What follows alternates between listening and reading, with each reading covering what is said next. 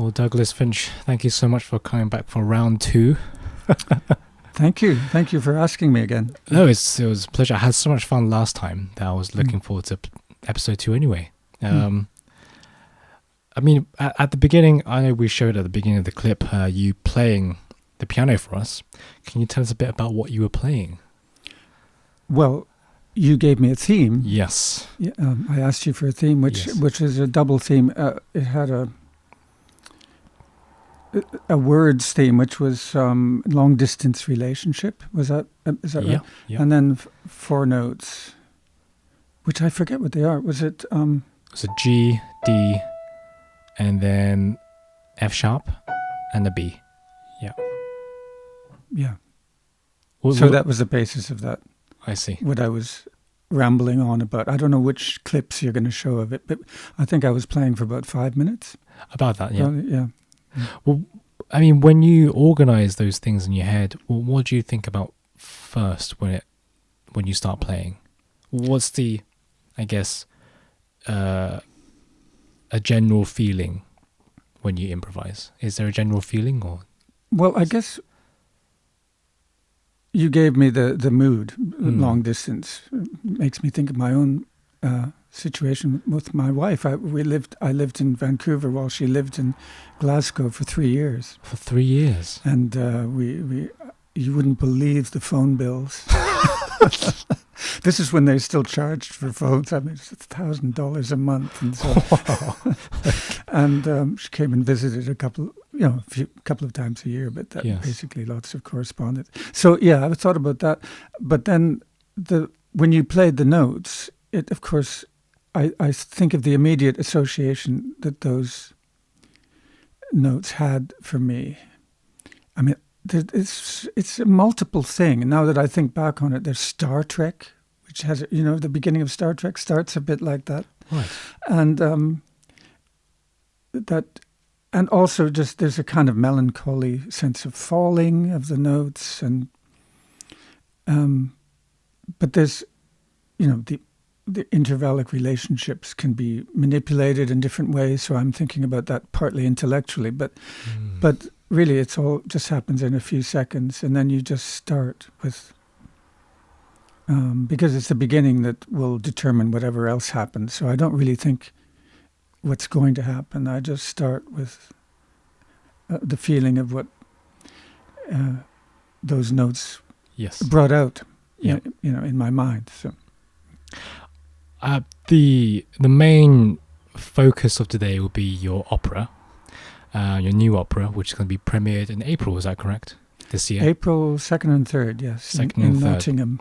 Yes, there will be other topics as well orbiting the opera, but let's focus on the opera for now. Take Care, which is the title of your new opera. Can you just tell us a bit about the backstory of Take Care, just before we go into more detail about it? Yes. Well, I'd like to talk about how it came about in the first place, because it's one of those. A lot of things in my life seem to happen by chance. Soon after I came to the UK, I got into writing music for films, which was totally by chance. A director, John Sanders, phoned me up and said, "I hear that you're Canadian, and you're also a composer." And I said, "Yes." And he said, "Well, do you think you could send me an example of some of your music?" And I said, "No, I don't think that's a good idea. Why don't I just come and meet you? Because you may not like what I send, but if you tell me what the film's about, I can improvise something." So we just hit it off right away, and we've now made our 6th film. This started off in 1999, the first film with Painted Angels, which had international release. It was a big thing. It was a totally new experience for me. He needed a Canadian composer because it was being shot in Canada. It was a joint venture between a producer in the UK and in Canada. So part of the contractual things, it had to be a Canadian composer. But he didn't want to have a long-distance relationship. He wanted to be able to work closely with someone. So it worked out very well, and we just did our 6th film just a short while ago. Well, actually, because of COVID, it's now almost 2 years, but it's going to be premiered in April, called A Clever Woman. Anyway, that's a long... I'm rambling a bit. But anyway, because of him, his wife, who works closely with him, Anna Mottram, she's an actress and co-writer of his films. She was in a play about dementia, people with dementia. And this was brought about by research by a woman called Justine Schneider, who is a sociologist a professor of sociology at University of Nottingham. And she produced this play, which was by Tanya Myers, who also acts in some of John's films, as it happens. They put on this play. It was very successful. It toured in about, 60 places and so on. And she just happened to meet, a couple of years later, she met John and Anna on a train or in a train station and said, "Oh, you know what I'm doing next? I'd like to do some similar research and produce an opera." And John said, "Well, I've got the composer for you. You should get in touch with him." So she did. I think she'd actually seen one of the films, so she thought I might be all right, But I'd never written an opera before. So she got in touch and said she had commissioned 2 researchers to train as carers and go and work in people's homes and write diaries about their experiences. And she would like the words from these diaries, or this, to form the basis of a libretto for an opera. She thought I could write this libretto myself, so she sent me hundreds of thousands of words. It took me 2 months just to read through them and collate them and think, well, what bits could formulate a story. And I wrote sort of a little, you might call a treatment, and saved all what I thought were the most bits that had the most potential for story and for music in a way, and for lyrics. And it became apparent that after all that work, I was never going to get down to writing any music because it was so much work just to create this libretto. So I talked to an old friend of mine, Cindy Oswin. We had worked together quite a few years ago as a comedy act. I was a downtrodden pianist and she was a prima donna singer, and that was the basis of what we did, and a couple of comedy clubs and various and conferences and things like that. Called the Madame Ducarcas vocal masterclass. And anyway, so I talked to her about it and showed her what I'd done already, and she said, she'd like to do it, and I thought she would be perfect because, of course, she has an element of comedy writing. She's done a lot of that, and has also written 2 opera libretti for Erilyn Wallen, a friend of mine. 2 of her many operas she's written now. I think she's now up to her 12th or 13th opera. But anyway, so I thought she would be the right person. And we've worked very closely together over the next couple of years, really. It took to come up with, she got the idea of the structure right away, which was not to have just one story, but multiple stories, with one carer going between these different homes, looking after a few different people. And so once that was all done, we just had to. I had to create the music for these 8 scenes, which was, and even the words. We still work together on how they should be shaped and so on. Then it got to the point where the funding was an issue, as well as the fact that COVID was stopping anything happening. So we had a small grant for a kind of sing-through thing. It wasn't enough for more than just getting together for a day with the principal singers, and conductor to try out some bits. But we couldn't do this. It had to be cancelled because of COVID. So I asked the singers if they would be willing to just try and record on their phones to my backing track, which I recorded in a studio. It took me 2 full days to do this very difficult part, actually. And they said, yeah, they'd be willing to try. And this went on for months. And they were very willing to kind of just have a go, and created actually all of the scenes. And then Alexia, a friend of mine and former student, we pieced it all together and edited it. It took at least 2 months just to do that. And we created a demo tape, which formed the basis of our next application, and it seemed to convince the Arts Council. So now we have the funding to put on the production. So that's the basis. When people talk about collaborating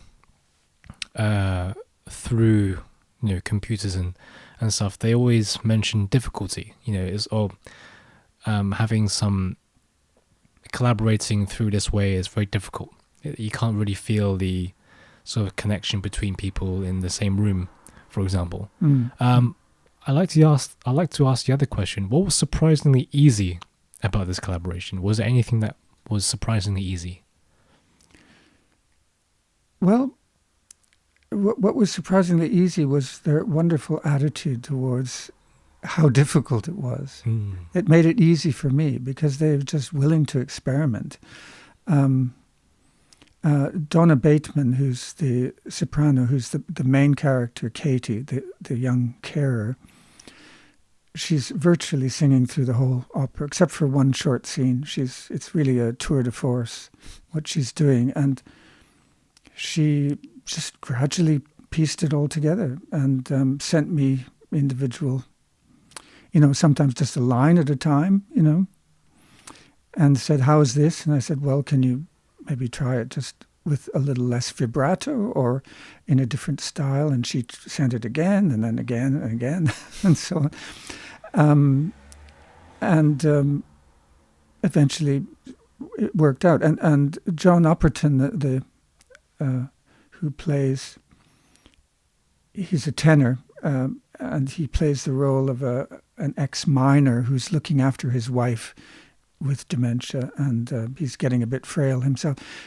Anyway, he has a big voice, and some of the arias he was doing, he says, when I'm singing, even if I'm singing quietly, on the earphones, I can't hear your piano, which is difficult, Yeah. And I couldn't be there to play the piano live because we were in isolation. So I said, so he said he had to pretty much memorize what the piano part was so he could sing with it. Wow. That's how much effort he put into doing this. And the other singers did virtually the same. Jane Streeton, who plays Myrtle, who is someone with dementia, who Katie looks after, and Violetta Guevara, who played actually 3 roles for me. She plays a woman who's dying but can only sing hymns. So she sang that role, as well as a relative, a short part, which because that will eventually be a member of the chorus, I think, that will sing that. But she did it for me, and she also sang the bigger role of Joyce, who's the wife of Harry, and she's a very kind of a formidable character who's kind of obsessed with certain things. She keeps going through the same kind of rituals and things, and it's very difficult to get through to her. And Harry and she have a very difficult, trying relationship in a way. But she managed to sing managed to get these 3 roles down, and so it was a very gradual process. But they were so patient, and I'm so grateful that they could do that, because I think if we didn't get this demo tape together, we wouldn't have gotten this to this next stage. Luckily, you had some very enthusiastic and hardworking singers to work with. Yes, absolutely, and I'm so glad that they're able to carry on and do the production. You said that this was the first opera you've written. Were there any sort of operatic models you followed or took inspiration from during the process? That's a very good question, and I thought you might be asking that. I mean, a couple of my favorite operas, which might show what a wide range I'm thinking in, as The Rise and Fall of the City of Mahagoni by Kurt Weill, on the one hand, and Der Rosenkavalier by Strauss, which is kind of an opposite grand opera. It's so luscious. I particularly love the harmony in both of these works, which are very different in their whole outlook on life. I mean, you couldn't, but but what they have in common is this incredible sense of creating mood out of the subtlest shift of harmonic language. And to me, I think it's almost the harmonic language that comes first, and then the tunes seem to kind of come out of that. If I'm improvising, I'll first hear a chord and a kind of feeling, and then the melody seems to come kind of on top of that. So the harmony is sort of the strong foundation, which influences all the other layers on top. I think that's often how I've worked as a composer. Anyway, but Mozart, of course, something like Così fan tutti, or I'm a huge admirer about how he just seemed to have such an absolute knack for what works dramatically. It was just incredible. Yeah. So with the opera and composing, so the words came first and it influenced your music, or did you already have some sort of motifs in your head that you're going to use anyway, regardless of what words came? Or yeah, there were a few bits like that. Yeah. And occasionally I would ask Cindy, like even quite recently, look, I have this melody in mind. Can you think of some words that could go with that? But most of the time it was the words came first. And a lot of those words were there even before Cindy treated them and added to them, because I knew, for instance, there was going to be something about birds, because Harry is a bird watcher. Is always there with his binoculars looking at birds, but sometimes you're wondering if it's other things he's looking at. But so that was going to be a theme. So I had the kind of music I imagined for the birds, which actually it happens quite a lot in places where there's no words at all. There's a kind of atmospheric bird music that kind of permeates some scenes. Have you composed many vocal pieces before the opera? So like songs and... Well, not a huge amount. I mean, there's several songs in the films that I've done with John and Anna. And I wrote one bigger vocal work called The Song of Alcestis, which was going to eventually be a treatment of a play of Alcestis, but which never quite worked out. And a few other incidental songs. And I did a kind of community play once with written by Jonathan Chadwick, or directed by him, and written by other people. Sorry. And I wrote a number of tunes, melodies and songs for that. So it was more like musical theater in a way. And I think the style of this is,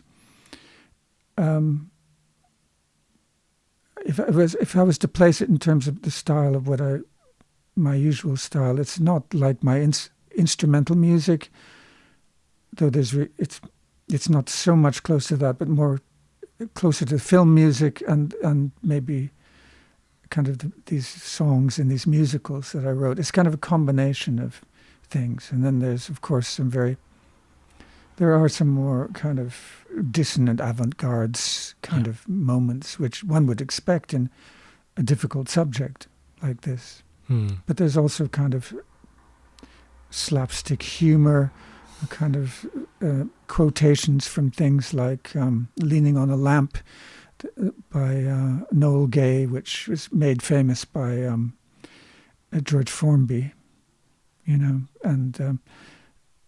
and famous hymn, which is Lead Kindly Light. Of course, that's quoted directly, and little bits of Strauss and things which one can not really put a finger on always, but but I feel that it would be suitable for something that's concerning memory, because you know I'm kind of thinking how I would, all of the music that would be in my head if I was starting to lose capacity in that sense, which who knows, you know, could happen to any of us. And it's always inspiring to know that the last thing that goes is really one's musical memory. As with this character, Eileen, who really can only sing hymns. She can't speak to anyone or recognize anyone, but she keeps singing hymns, you know. Is that proof that music just is able to transcend anything, really, and persist? Well, it's a sign that we're built, that our brains are built in such a way that the memory for music is placed differently, or it's stored differently, and it just seems to keep. And maybe it is a more important thing for human beings than is really recognized by society, I feel. Just going back to the process of composing, I found that not just composing music, but just creating anything really, I noticed that there's a lot of mental discomfort. I guess I wouldn't go as far as saying pain, but just discomfort of having to produce something. But then at the end, you're grateful to having done it. It's something that's very gratifying that you went through such a sort of mentally tumultuous time of trying to put things down to paper. And I wondered, do you have any of that experience composing? Is it quite discomforting trying to create something out of nothing? Or is discomfort not really part of the equation for you? Well, it's a good question.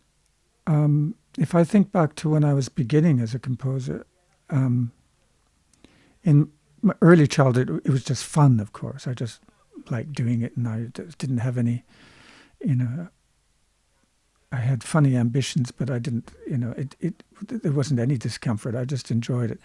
But then when I was in my early 20s, when I was really trying to formulate something that felt like it was my voice, it was extremely excruciating, really. I mean, and there's so much frustration and constantly deleting everything, and you know.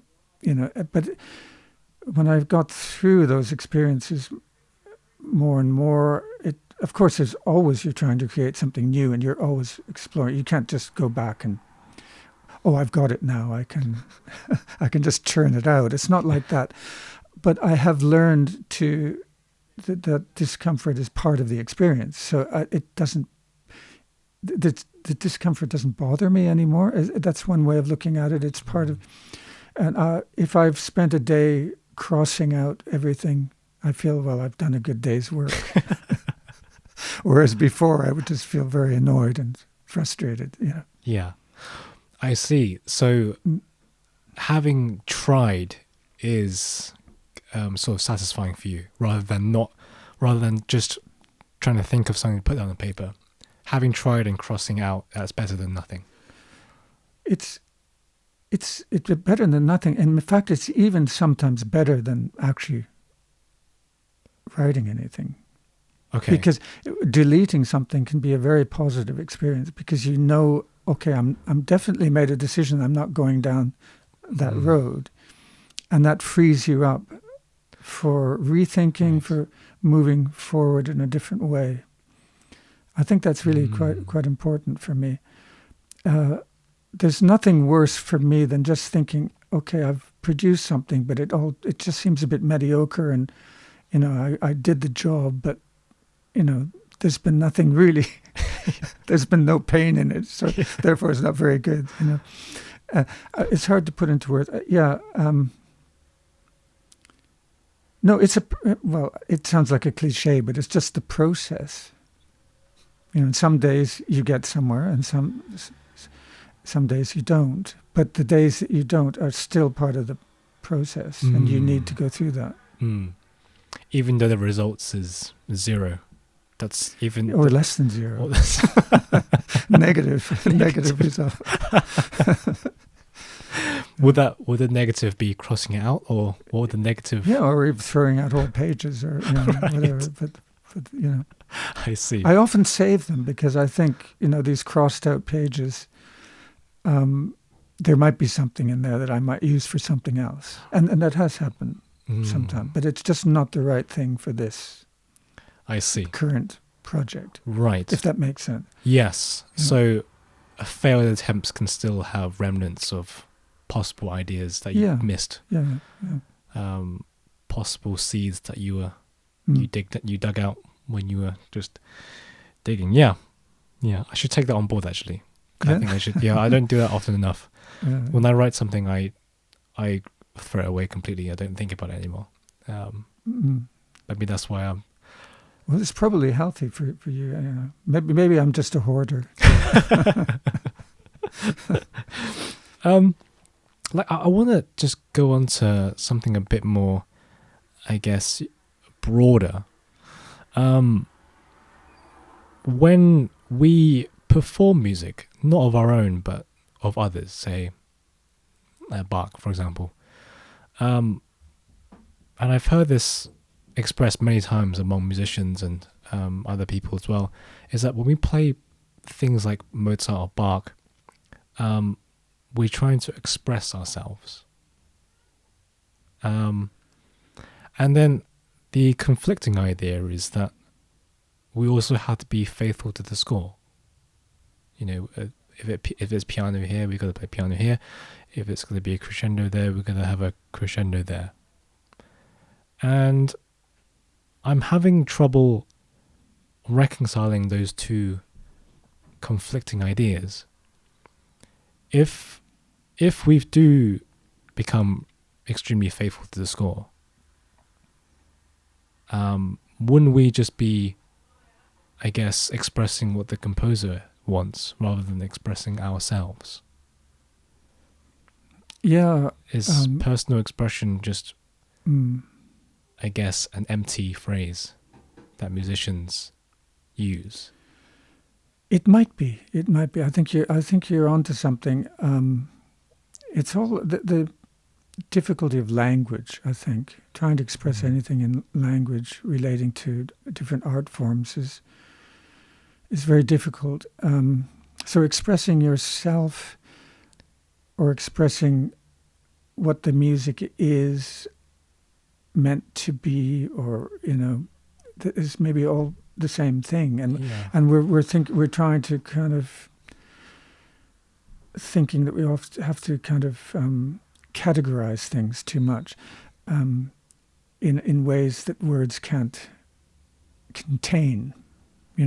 So I think if one just thought that, look, the score is there, that we have to create an interpretation of that score, the way a biblical scholar would look at the Torah or something. There's so many different interpretations and ways of thinking about it, but it's still, the main thing is, that's the main thing, the score that's been left behind. And but you think that there's much more than what's in the score, I mean, there's another, sorry to use all these religious analogies, but there's also the idea that, okay, the Bible is true, but not all that's true is in the Bible. So there's more truth there than what the score can contain.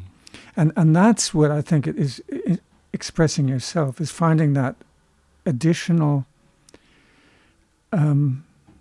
explanation of the spirit that was behind this music, where it came from, what it really, and I think one has to remember also that, a piece that Chopin might have written, he might not even know really how it's meant to be played. He maybe when he was improvising it and putting it down on paper, he knew, and then when his students came along and played it to him, he would have other ideas, maybe based on what they were doing, and he would be gradually learning through his students, I think, what it was meant to sound like, what it really was. Because maybe, these ideas don't just come from him either. They come from something before. If you think of Busoni's idea that the composer is standing on the shoulders of other composers, like for him, it was the trilogy of, what was his trilogy? Liszt, Mozart and Beethoven, or I might have got that wrong. But anyway, he imagined anything he was doing was standing on these people's shoulders, and they were standing on someone else's shoulders. And so, I mean, the works that come out, there's much more to them that we can explore. And that's, we have to be human beings, and we have to live through all our emotions and our thoughts and our intellect to bring something to this music. So we are, in that sense, expressing ourselves through the music. We're expressing the music through ourselves. The same idea. Does that make sense? Yes. So just to reiterate what you're saying, just so I have it correct. So there's more to the music than the direction, so piano, forte, articulations, and that's something humans have to I guess, understand and interpret through our own experiences and our own emotional processing to extract from that. Rather than just play what's in the score. There's something underneath all that that humans have a responsibility to do justice to. Yeah, I think that's it. And we have to find a balance between just being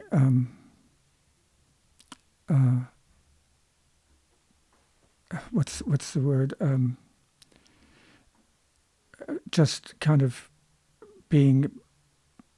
having a music played through us, being the responsible for the music, and the fact that we are making an experience for people listening, and that's expressing our own ideas as well.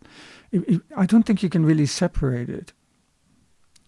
I think it's all the same thing, really. But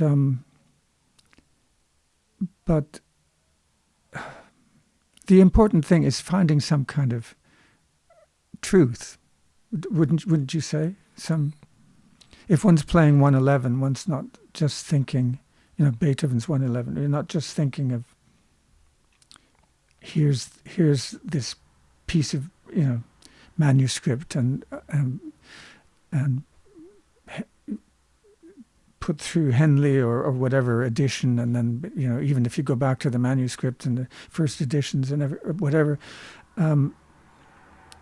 what was the truth that he was trying to kind of express through that, and which is much broader than the work itself, I think.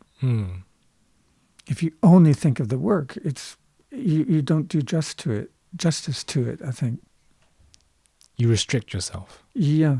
A lot. Yeah, I think so. Going back to what you said about composers not really, I guess, fully knowing what their composition is really saying. Has that ever, because you mentioned your students played some of your pieces too, have you ever noticed that when they play something that you realize something that you haven't or missed in your own music? Yes, in fact, I can give you a recent example. Yeah.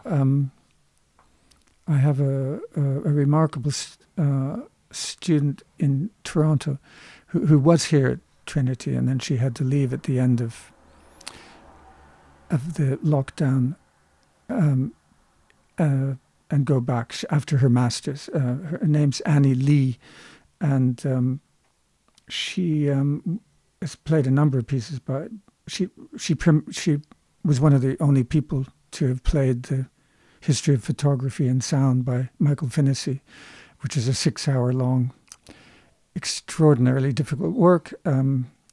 So that shows the kind of level, the kind of things she can do. But she's been working through a lot of my pieces, and she played a piece in 3 movements of my. I won't name it because I might actually be in the process of having to rename the piece. But that's another whole that's a whole other subject we can discuss another time when the dust is settled. But anyway, the 3rd movement was something that I improvised one day sitting in the studio in UBC in Vancouver on a cloudy day, and I just turned on a tape recorder and played it, and it just seemed to kind of, I had a moment of inspiration, but that went on for 12 minutes, and I spent a month notating it and pretty much not changing anything, and it was called Lament, that particular movement. And I thought the tempo was absolutely sacrosanct because that's the way I improvised it. And so Annie was working on it, and she made a recording of it, produced on a very nice piano and everything. And then I was slightly taken aback when I first heard it, and it seemed way too slow. I thought, wait a minute, this and then and then I listened to it multiple times over and over, and I played it for my wife, and I said, why, it sounds perfect at this tempo. And I realized, even though it lasted about 3 minutes longer than my original version, that actually this is the right tempo, and it really works at this tempo. And I was very prejudiced in thinking that it had to be. Of course, it's your work. And I think, well, actually, I think it's better. It gives more space. And, there's all sorts of reasons. First of all, because it came out at that tempo when I improvised it. So therefore it should be at that tempo. And also maybe if it's too slow, people will get bored. But now I think audiences have broadened their scope in these last, 20 years since I wrote it. And I think certainly audiences in London will be able to, or anywhere in the world actually, will be able to take and understand this enormously slow tempo. And so that's one example where I think I've changed my mind and have understood what the piece is about better from someone performing it. Isn't that just an example that sometimes just thinking about things in a different way, even to well-established interpretations of Mozart and Bach, just taking it at a different speed can possibly be a solution, or not a solution, I guess, but another convincing performance. You don't have to follow the well-established tempo. If you do something a bit slower or a bit faster and it make it convincing, maybe that might be just as effective, or I think there's many examples of that. The very famous example was of course Glenn Gould and Bernstein disagreeing on the tempo for the Brahms First Concerto, which he played at a ridiculously slow tempo. Now, I'm not sure that necessarily was anything other than a wonderful kind of crazy thing, but I don't think it showed us necessarily anything new about that work. But I think there certainly are examples where suddenly you hear a piece brought to life in a different way. I mean, for instance, when I'm used to hearing very slow tempi for the Bach Mass or the Passions, and then, I mean, this is a long time ago, but when I was first introduced to kind of more early music performances, where there was a brisker tempo and so on. I gradually became convinced that there was really something right about these different tempi, that it didn't quite have the same feeling of that kind of profundity that you get from a slow tempo, but it had something else. It had a kind of life and commitment and a kind of, so yeah, but it could work the other way. Someone can suddenly play something much slower. But yeah, I think we can always, I think there's exceptions to this rule. I mean, if I think someone like Messiaen, I still believe that his tempo markings, like everything else he did, were so based on his synesthetic kind of connections to reality that you couldn't anymore change the tempo than you could say play the theme of God in the key of F major instead of F sharp. Do you know what I mean? Yes. I think the tempi are absolutely kind of a real thing. Yes. For him. Yeah. Yeah, it just goes to show that tempi is very sensitive to, I guess, different, let's say, emotional sort of receptance and perception too. A slight change can sort of complement or upset something. Yeah. It's one of those important parameters for music. Yeah. I'm not sure if I asked you this before, but please tell me if I have. Alfred Brendal once wrote in an essay, in Recitals and Programs, an essay he wrote, is that he referenced old music such as Mozart, Beethoven, Bach, should not be treated as titans in a museum to be preserved and looked at and not altered, but continuously brought to life and related to our own times. And this goes back to my point about interpretation. Did Brendal say that? Yes. So that's interesting, because I think I read in another book of him, maybe, which book was this of him? This was On Music. It's a collection of essays he wrote. That's interesting. Yes. Yeah, because in Thoughts and Afterthoughts, I'm pretty sure I remember him saying that our main role is to be a curator, which sounds like it's sort of the opposite. And I always thought that was his view. Maybe he changed that. Maybe. He did email me back. I asked him about it. Oh, right. He emailed me back, and it was something along your lines of curating it. So maybe he, let's say, flipped to the other side, maybe, during that time. Yeah. But even Brendal has something. Brendal. But let's go back to his, let's say, original point, his first point. In your interpretation, what does he mean by continuously brought to life and related to our own times? It's something I really don't understand quite fully, and I was wondering if you can help me with that, because it goes back to my point about being faithful to the score and expressing yourself. It's that sort of contradiction in my mind. I don't really understand how we can interpret, let's say, Bach and relate it to our own times. I'm not sure I really comprehend that fully. I'd have to think about that as well. But maybe it really, he's not thinking of programming, is he, as well? The way you program, and maybe possibly juxtapose with contemporary music. That we feel we're always relating, learning about that music from what is being written, and vice versa. Because I remember he was I think he loved the music of Ligeti, I remember. And I think I don't think he played any, but I think he appreciated it and perhaps heard things in Beethoven, for instance, that he appreciated in a different way through this kind of a more modern way of working with materials. I don't know. It's something to be thought about. Yes.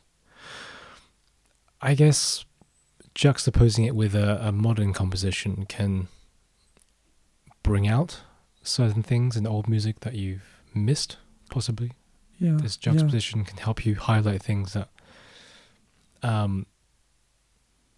possibly were not to be highlighted if you just did a traditional program of, classical and Baroque music. But maybe that's what he means by bringing it back to our modern times. Yeah. I think hearing Bach fugues is, it's wonderful to go backwards as well. If you're thinking of Bach counterpoint, to go back to Buxtehude and earlier composers and see how they gradually, what things changed and what things remained the same, what things, and similarly what things being written now, how people work with counterpoint, what things are still basically following the same principles, and what are the differences, what are the different things that one can do, how can one innovate. Maybe this is a Western obsession, innovation and development and change, and which other cultures wouldn't bother about so much. You just carry on the tradition and don't think about it too much. It lives because you carry it on.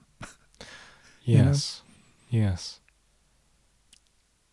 Do you think that's capitalism at work?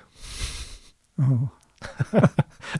Infiltrating music as well. Don't get me started on all that. I think we're living in very strange times and reconfiguring and things and rethinking everything and just decolonizing and everything else. You Yes. know. But I think one has to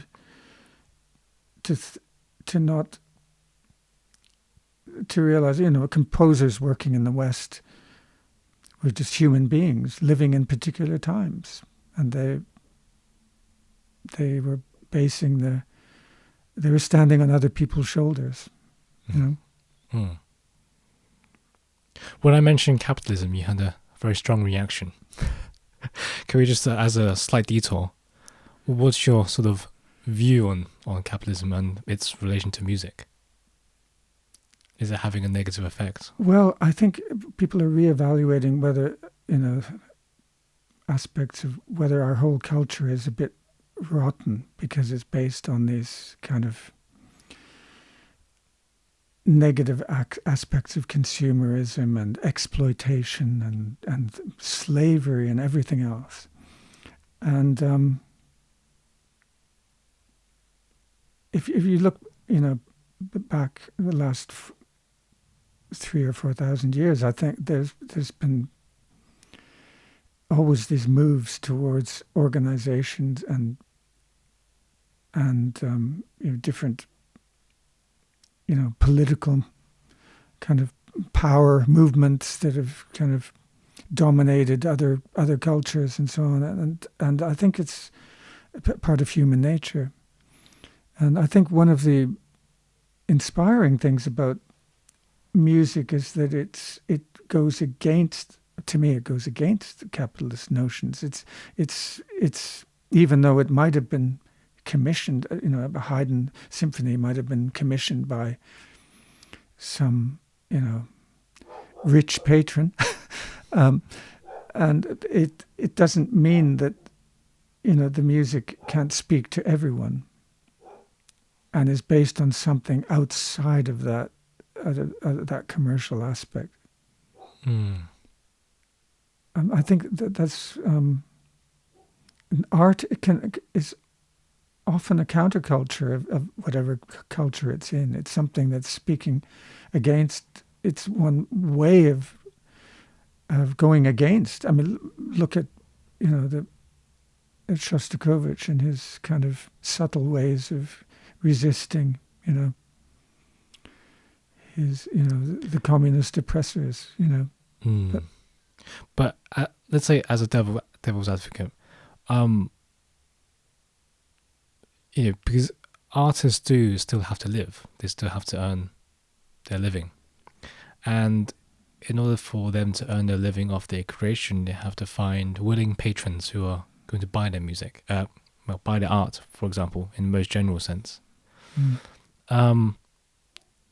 Would you say that not just in the past, but also now, that artists of all kinds have to create art not to their own true self, but in a way considering potential patrons and how, creating art to please them as well?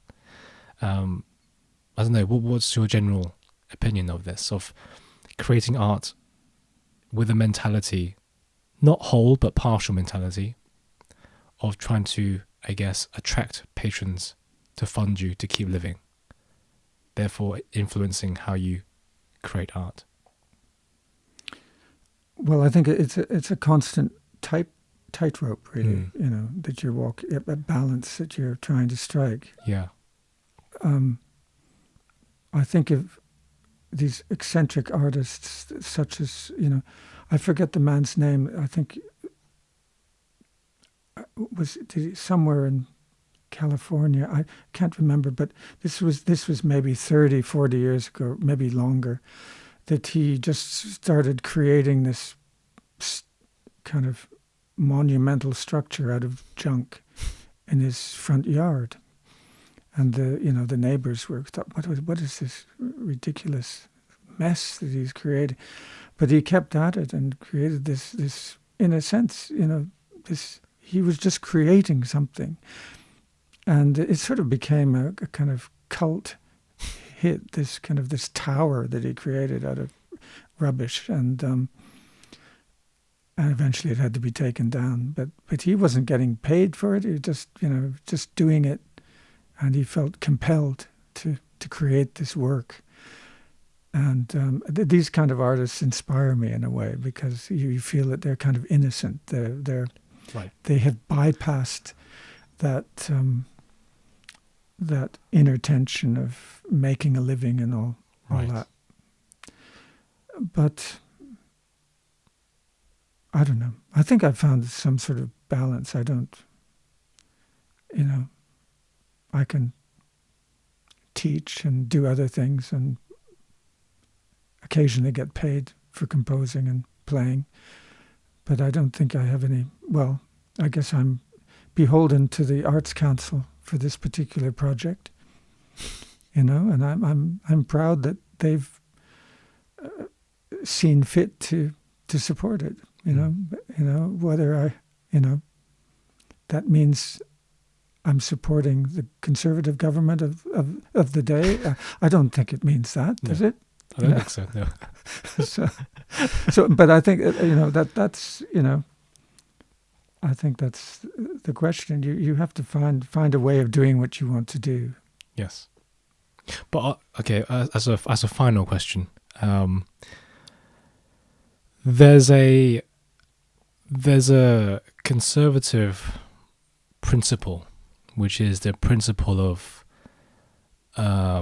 prescription, which means that the people that came before you, modern man and woman, stand on their shoulders, and there won't be anything in the modern world that can surpass the authority and the ingenious of their creations. And this could be anything. This could be in music, this could be in law, this could be in art, paintings and stuff like that. People in the past set the foundations for everything in the future. Nothing can change that. And as a let's say conservative in culture, that's what you believe in. You believe that the people who came before you are the giants, and you stand on their shoulders. And tying that with what you mentioned about conservatism and stuff, is that something you believe in, or you don't really believe in, this principle of prescription, that the people who came before you are the aesthetic and moral authorities of anything, really, not just art? Well, I don't know. I don't think it'd be possible to really believe that. If you follow that notion, then we're just gradually on our way towards death, because gradually we're going to get less and less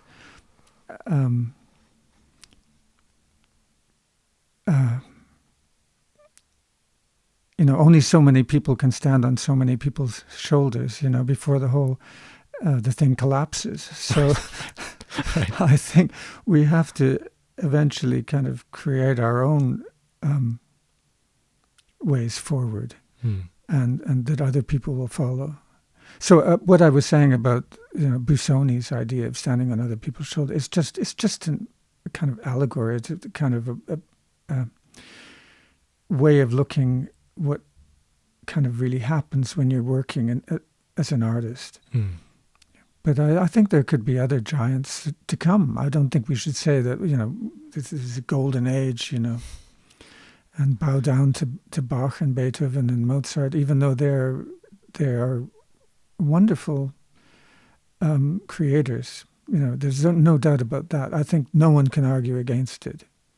It's been proven the worth that they have, but it doesn't mean there are not other giants to come. I think we're just. I think humanity's. I like to be optimistic and think we're still in our infancy. We don't know what's to come. Does that notion excite you, that there's more giants to come in music? Yeah, I mean, I won't be around to witness it unless I really can be a ghost and come back. But yeah, I think it's one bit of a positive vibe I'd like to put out there. That we're not just on our way out, although it might really seem like it when you read the news.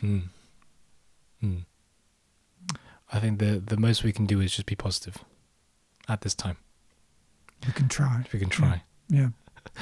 Well, Douglas, thank you so much. Thank you.